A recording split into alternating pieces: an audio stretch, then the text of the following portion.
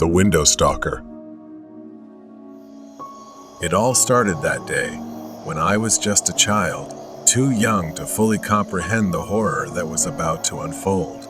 Our home was always cozy, with large windows in the living room that overlooked the beautiful garden outside.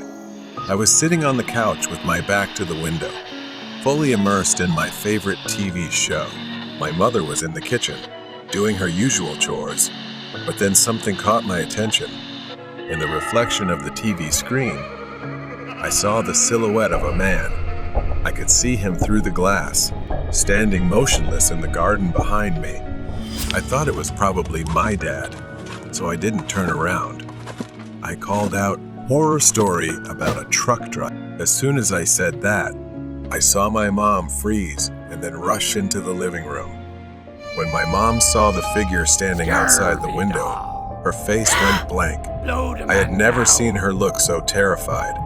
I turned around. There he was, a stranger, a scruffy man with wild eyes, just standing there staring at us with a sick, twisted grin. He didn't seem to care that he had been spotted. He just smiled wider, almost enjoying the fear he was causing in my mother and me. Without hesitation, my mom yelled, threatening to call the police if he came closer, but I could sense her fear. And then he said something that still chills me to this day. He growled through the glass with a menacing voice, "If you touch that phone, I'll break this window, and neither of you will be safe." My mom hesitated, torn between calling for help and protecting me, unsure of what to do next. His eyes flared with anger as he fumbled with something inside his coat. And then, in the blink of an eye, he lunged toward the back door. I heard him pounding on it, frantically rattling the doorknob. Thank God it was locked. His frustration turned into rage. He screamed, demanding to be let in, threatening that if he got inside, he wouldn't spare us. I was too young to fully grasp the danger we were in. My mom grabbed me, pulling me off the couch, and we ran upstairs. We didn't stop until we reached the top floor, and that's when I saw my uncle, my mom's younger brother. My uncle was standing in the hallway, headphones on, completely unaware of the chaos downstairs. He was a big, muscular man, the kind you wouldn't want to mess with. He used to compete in boxing matches and had won several trophies. My uncle, confused, asked, "What's going on?" as my mom frantically explained. And just as she finished, we heard the man's voice again, coming from downstairs. His voice echoed through the house, saying, "The boogeyman is coming to get you." Those words were etched into my memory. My uncle heard it and told us to lock ourselves in the bathroom and call the police. My mom pulled me into the bathroom, locked the door as instructed, and called 911. I could hear the man downstairs, his voice growing more erratic. Then, the sound of glass shattering echoed throughout the house. My mom and I held our breath, frozen in fear, waiting for what felt like an eternity for something to happen. We waited and prayed that it was over. Footsteps echoed up the stairs. We braced ourselves, fearing the worst. My uncle slowly stepped out of his hiding spot, waiting for the perfect moment to tackle the man, relying on his sharp reflexes as a seasoned boxer. He didn't hold back and swiftly disarmed the man. My uncle saved us. The door swung open, and the police arrived just in time, securing the situation. They arrested the man and informed us that he was a dangerous criminal they had been hunting for some time. That day changed everything. My mom never felt comfortable being alone again and always looked over her shoulder at the windows. If it hadn't been for my uncle, I don't know what would have happened. I still shudder when I think about it. Whispers behind the door. It's been 9 years since that happened, but I still remember it clearly. In the middle of the city, I rented a small apartment in an old, damp-smelling building. With my job as a waiter, it was all I could afford, just enough to get by. Not long after, something strange began to happen. It started with small noises, almost unnoticeable at first. A faint voice, muttering in the middle of the night. I remember waking up that first night, the sound barely audible, like someone whispering on the other side of the wall. The walls weren't well insulated, so I could hear it. At first, I thought it was a dream. The voice was too distant to make out clearly. But soon, the words became clearer, sharper. Go die. The words echoed in the dark, sending chills down my spine. I sat up, every hair on my neck standing on end. Who would say such a thing? My eyes darted toward the door. I got out of bed, quietly stepping toward the peephole. Slowly, I saw a thin man, shirtless, his face twisted into a wide, terrifying smile. His hand scratched slowly at the door with a single finger, the gentle sound of it sending chills through me. He just stood there, scratching the door and whispering. From that day on, the man became a frequent, unwelcome visitor. Every 2 or 3 nights, he would return, scratching at my door, mumbling, and sometimes singing in a shrill, childlike voice. The sound was terrifying, like a nightmarish lullaby. Every time I looked through the peephole, there he was, whispering threats. I thought about confronting him, flinging the door open, and demanding he stop. But I couldn't see his hands, they were out of view, and I feared he might be holding something dangerous. The mumbling stopped. Everything was silent. I leaned forward, cautiously pressing my ear against the door. Then a loud knock startled me, sending me falling backward. He said, I know you're there. Be careful. But in the daytime, it was as if nothing had happened between us. I'd run into him in the hallway, and he would smile politely, nod, and walk away. I even asked him once why he kept coming to my door at night. He seemed surprised, then confused, denying any knowledge of what I was talking about. One night, I was about to sleep, but I had to grab something from the living room. The mumbling started again, but this time, it felt much closer. I crept toward the bedroom door, checking to make sure it was locked. Thank God it was. But the doorknob turned slowly, rattling as if he was testing it. Then silence for a long while. I didn't know how he had gotten in. I was terrified, but after the silence lasted long enough, I decided to go out and check. I stepped outside.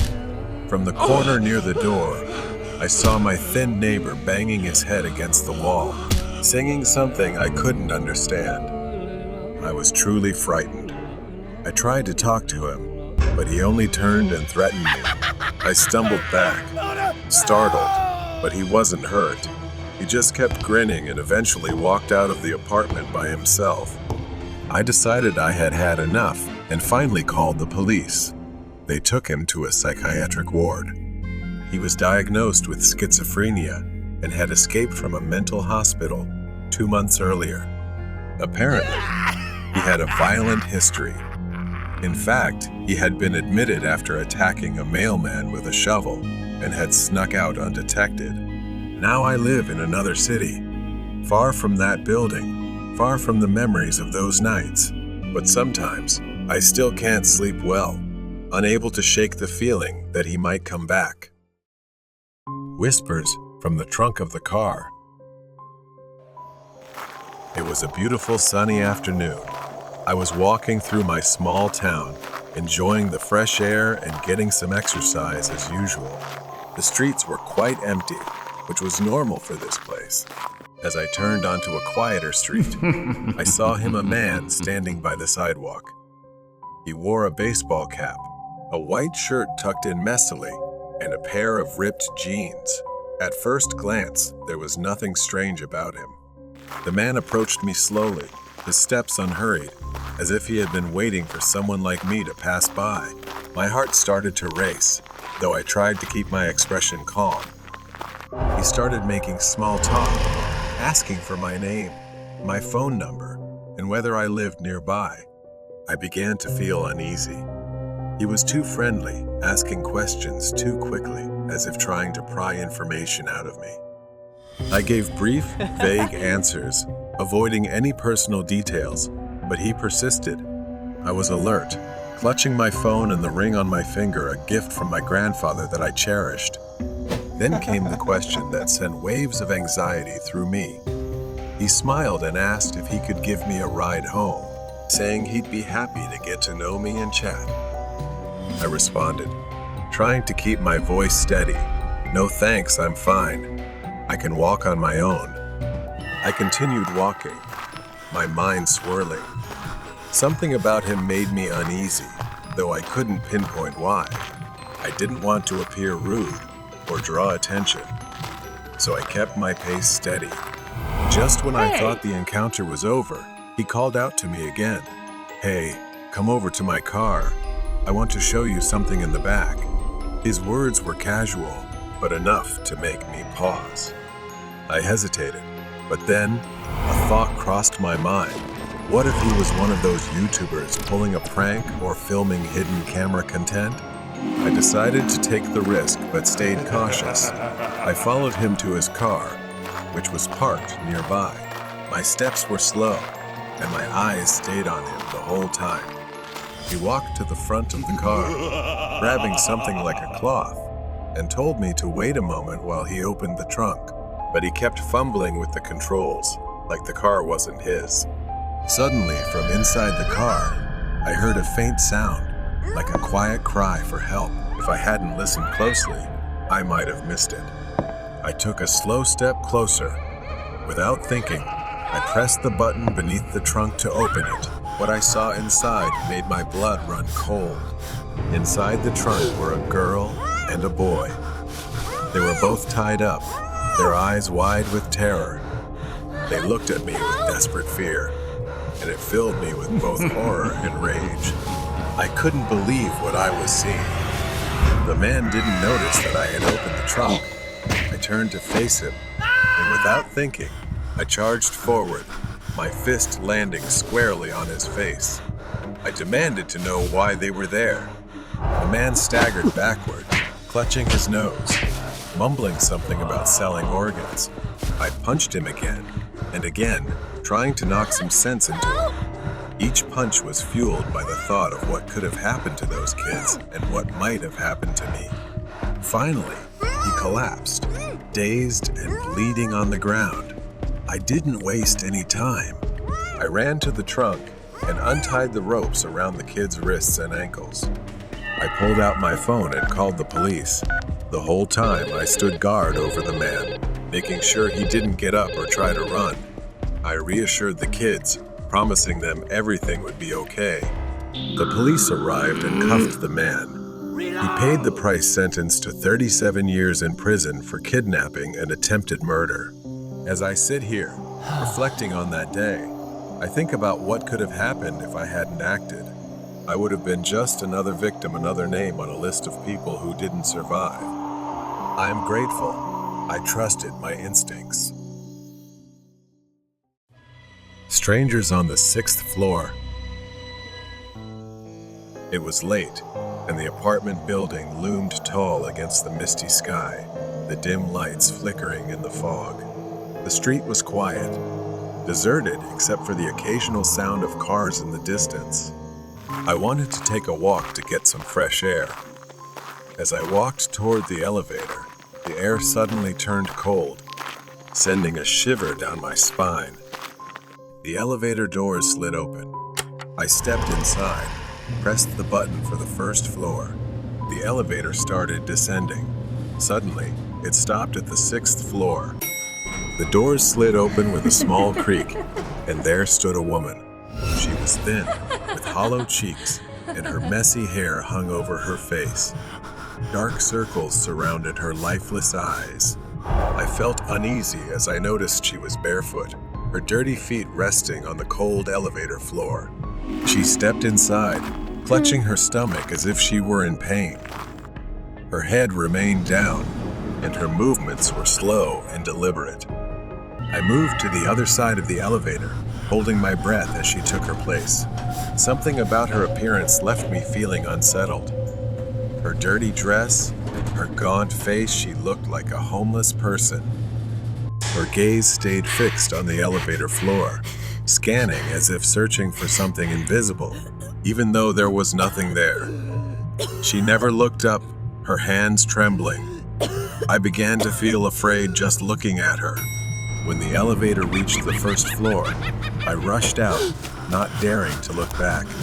I quickly exited the building, trying to shake off the encounter, but questions lingered in my mind. Who was that woman? She didn't seem like she belonged here. A little while later, I returned to the building. I pressed the elevator button, eager to get back to my apartment. When the doors opened, my heart skipped a beat. She was there again. This time, she was crawling on the ground, her face pressed against the floor. Her hands frantically moved across the cold floor, still searching for something.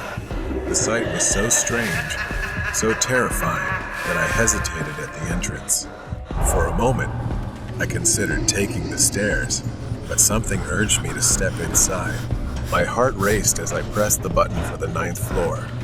The elevator began to rise, but it stopped again at the 6th floor.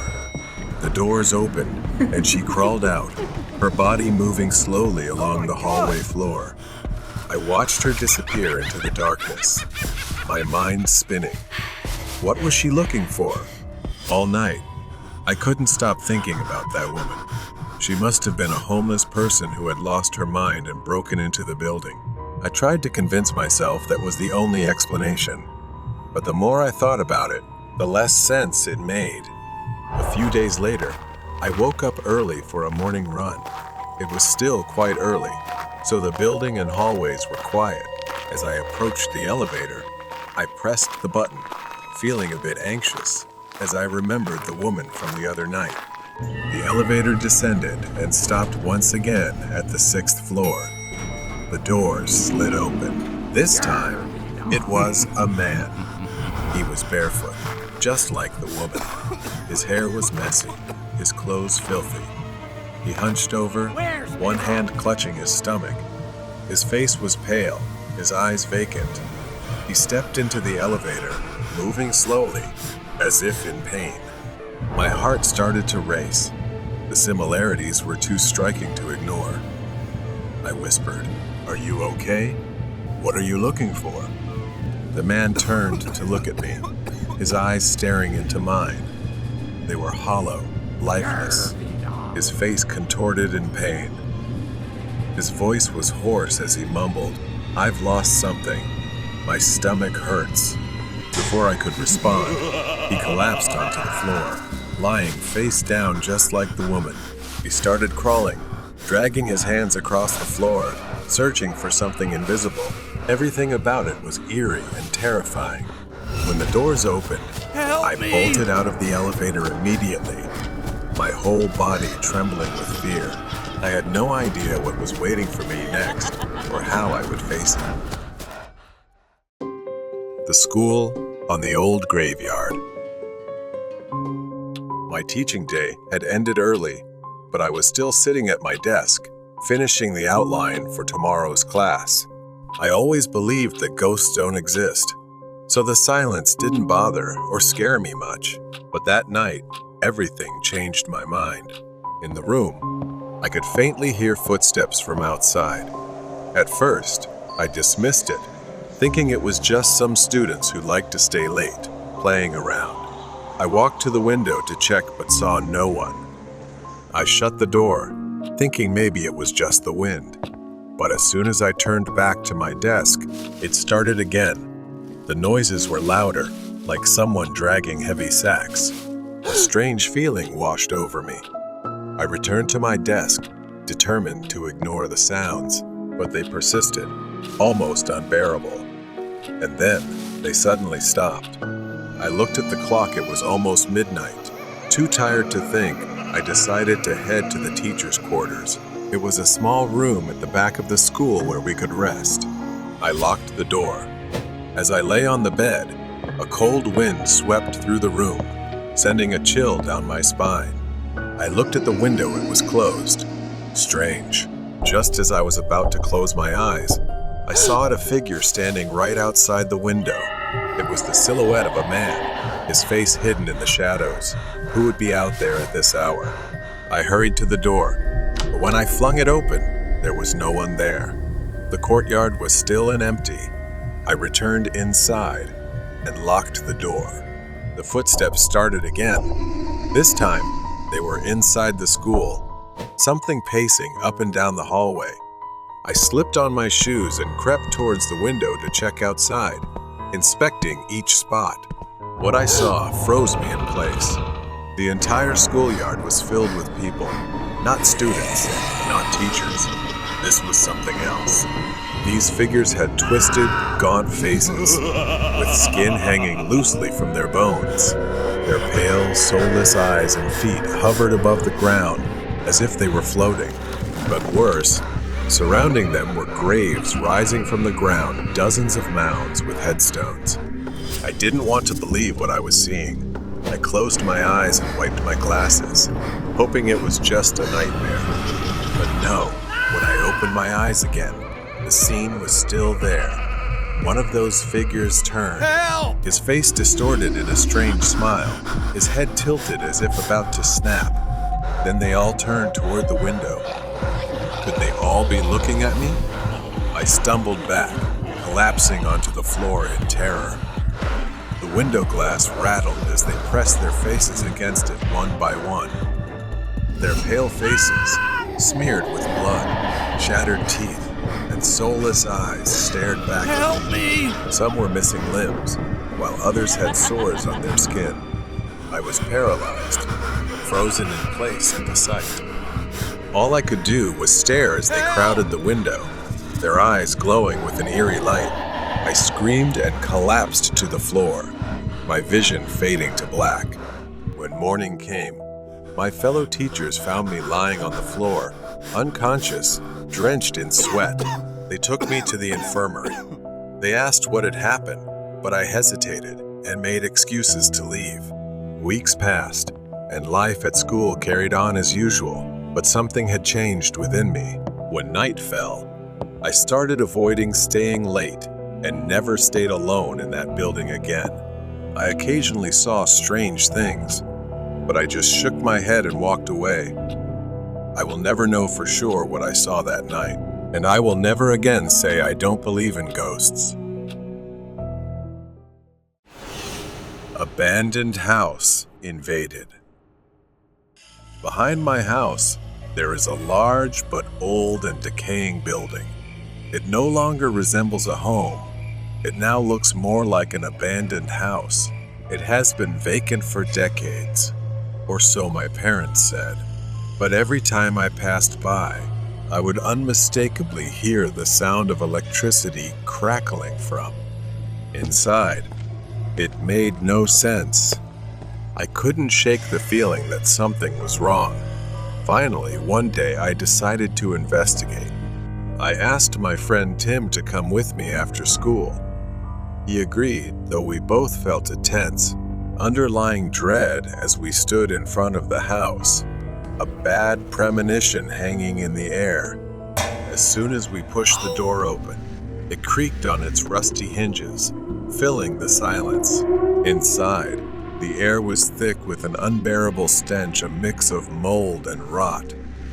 Scattered across the floor were piles of old dog food, and the foul odor hit us in waves. We carefully stepped through the strange debris and noticed something odd. The floor was littered with nails, hundreds of them, along with animal traps, as if someone had deliberately tried to prevent people from walking through the house. We tiptoed through, avoiding the nails, our curiosity growing stronger with each step. Then we heard the sound of an electric charge, followed by a scream of pain from upstairs. It sent a shiver down my spine. We should have turned back, but our curiosity got the better of us, and we decided to climb the stairs. On the second floor, the noise led us to a closed door. From behind it, we heard a man's voice muttering something strange, as if giving commands. What was happening on the other side? Summoning our last bit of courage, we tiptoed up the stairs and peeked inside. The sight was more horrifying than anything I could have imagined. It looked like someone had been chained up. 2 people sat on the floor, appearing to be a couple who had been captured and imprisoned. Their eyes were wide open, filled with terror. A man stood before them, holding a stun gun, threatening them to follow his commands. For a moment, the room fell silent as the 2 people stared at us in disbelief. Their eyes pleaded for help, silently begging for mercy. Then their voices broke with desperation, sobbing and pleading not to be harmed. The man panicked, shouting at them to be quiet while violently beating them with the stun gun. But they continued screaming, their cries echoing through every corner of the room. Tim froze, paralyzed with fear, and accidentally knocked over a piece of wood, creating a loud noise. That was when the man noticed us. The man turned toward us, his eyes filled with rage. Without hesitation, he grabbed the stun gun and charged at us. We bolted down the stairs, but Tim wasn't fast enough. His screams echoed down the hallway as I heard the crackling of the stun gun. I didn't stop running until I was outside, my heart pounding in my chest. I called the police, barely able to get the words out, but I knew I couldn't leave Tim behind. I ran back into the house, trying to stay as quiet as possible, recalling the self-defense lessons I had learned at school. The door to the room was still open, and I peeked in. My blood ran cold. I couldn't believe what I was seeing.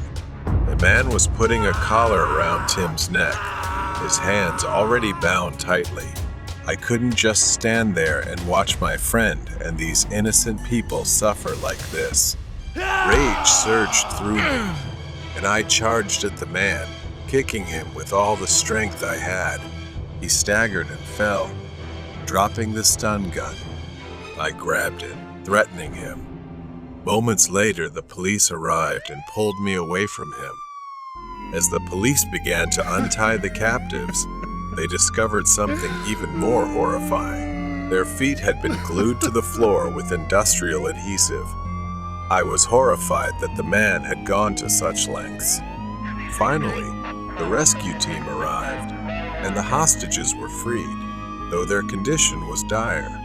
They had been beaten, starved, and fed animal food. When the police interrogated the man, his chilling response was that he wanted to keep humans as pets. In the end, he was arrested and taken to prison. None of us ever spoke about that day again. This is a warning from what I witnessed. If you ever come across an abandoned house, no matter how strong your urge to explore, resist it. Stay away, because no one can guarantee you will make it out alive. The creepy secret of the cheap motel. On our anniversary, we had a memorable time in every sense at an old suburban area. The bus ride took forever, and before we knew it, the sun was setting. Since we traveled by bus, it took more time, and soon it was evening. I didn't realize it was festival season there, so it was quite expensive and crowded. We found a very cheap place to stay, although it was a bit hard to find. I think the problem was that we entered any nearby place without considering the location. We prepared a simple dinner, shared stories, and then picked a movie to watch together. Suddenly, Min told me she started feeling a bit tired and dizzy, probably exhausted from the whole day. We decided to go to bed early to be ready for our plans the next day. I quickly fell asleep. However, Min found herself tossing and turning, unable to find a comfortable position and mumbling something softly. When she finally started to drift off, she told me she felt a strange sensation taking over her.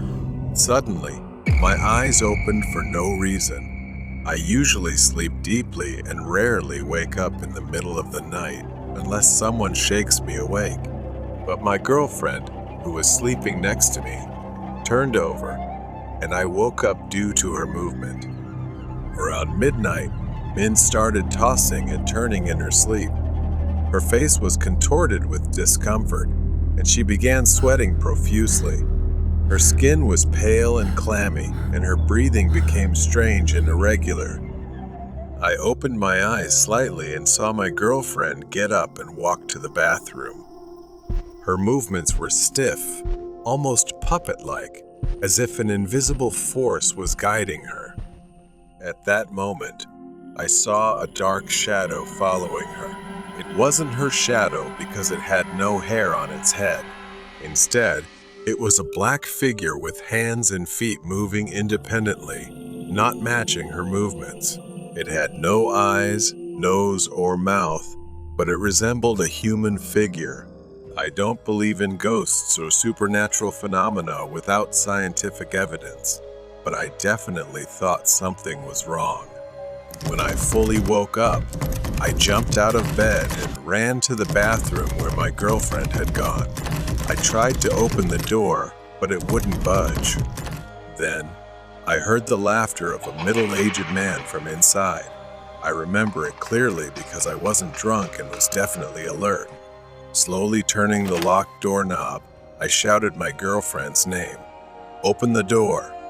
I stood outside the bathroom, anxiety engulfing me. But there was no sound from inside, and the door remained closed. I still can't recall if the next part was a dream or reality. The laughter grew louder and more terrifying. I hesitated, but finally mustered the courage to open the door, only to find the bathroom empty. I thought long and hard about what had happened and went back to bed to try and collect myself. Suddenly, the temperature in the room dropped, and I felt a chilling sensation run down my spine. I nearly fainted when I saw it. My girlfriend was standing on the bed, staring at me with wide eyes as if possessed by something, then gave me a terrifying smile. I had been dating her for nearly 2 years, but had never seen such a horrifying smile before. Her eyes, once warm and loving, now held a chilling emptiness. She laughed again, the sound echoing through the room, sending shivers down my spine. I grabbed her shoulders and shook her hard, but she just fell back into sleep. I couldn't sleep that night and waited until morning with my eyes wide open. Min woke up and advanced towards me, her laughter becoming louder and more hysterical. I recoiled, my mind scrambling to make sense of the situation. The previously cozy bedroom had transformed into a nightmarish enclosure. I tried to reach Min, hoping to pull her out of whatever trance she was in. She went silent, her body collapsing to the floor like a puppet with its strings cut. I immediately took her to the hospital because she had fainted, feeling less afraid in the daylight despite not believing much in the supernatural. I began to clean up and quickly got out of the rental. As we left the rental, I asked her if she remembered anything from the previous night, but she seemed unaware of what had happened. I didn't tell her anything because I thought she would be scared if I detailed the events. But now, after 10 years, I suddenly recalled the incident and started researching the rental. It turns out that there had been several murders and suicides there over the past few decades. The media didn't directly mention the name of the place, but I'm certain it's the right one after. Reading some reviews about the accommodation,